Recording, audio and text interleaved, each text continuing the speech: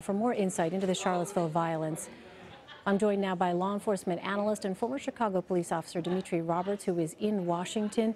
Dimitri, the man suspected of driving a car into a crowd of counter-protesters was denied bail on Monday. What can you tell us about how law enforcement will be investigating and pursuing a case against James Fields? Well, first of all, that is the appropriate approach to ensuring that this criminal, this murderer, and at this point, this criminal rights violator is held in custody until he can have his day in court. What they're going to be looking for is further ties to other groups and to see if this is just a one-time occasion where he's done something and taken matters into his own hands based on his own hate and his own propaganda, or if this has been a pattern. So all of that will play into his trial, and all of that will play into this civil rights case. After his arraignment Monday, what is likely next for James Fields now that he's been charged? Well, he's probably they're going to make a determination of what jurisdiction and what level this is going to be tried at. Right now, as we know, the state's attorney's office is pursuing charges and the federal prosecutor's office is pursuing charges. So they're going to have to work out on their levels and between them where this case is tried, where it's prosecuted. Obviously, even though this is clear that he has broken the law, he still deserves a fair trial. So they're going to be determining what the appropriate next steps are to ensure that he gets a fair trial and jury selection moving forward. Dimitri, as you know, there's been some criticism of the way police responded to the violent clashes on Saturday. What did you see from law enforcement? And as a former police officer, how would you judge their response?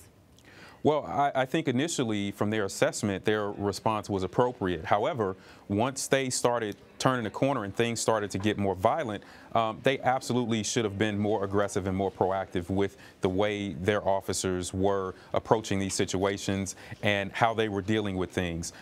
Quite frankly, I think that when we look at this holistically, two police officers lost their lives in response to this. That's a tragedy for any of us that have been in the law enforcement community, but there's always going to be lessons learned behind any events like this, especially when folks have lost their lives. But again, it's hard to look back on this and say that somebody took a wrong approach. They didn't know what was going to happen until it started. But what I can say is that those officers got up that day and went out and protected their country and their community as best they could. They should be commended for that. But more so, looking back at it, they definitely need to look at these situations a little more closely in the future to ensure these things don't happen again.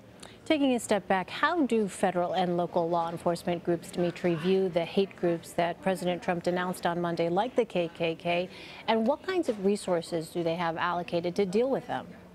Well, they look at it as just as how they are. They're hateful individuals that perpetuate violence, and they look to cause chaos within communities. So don't be mistaken, they're right up there with terrorist groups and violent criminals, because these are the things that they will do, as we can see here, to move their narrative and move their agendas forward. So when we talk about resources, your first line of defense is always going to be your local and community officers that should be and are in touch with local community members to get ahead of these issues, to identify problems, and to identify those bad actors that are part of all of these groups. Now, we don't want to hinder anybody's amendments, and we don't want to hinder anybody's rights, but we do want to make sure that we're rooting out bad apples and making sure that the public is safe in these situations. Finally, Dimitri, I mentioned that President Trump finally condemned white supremacists on Monday. Also, Attorney General Jeff Sessions described the car attack as domestic terrorism.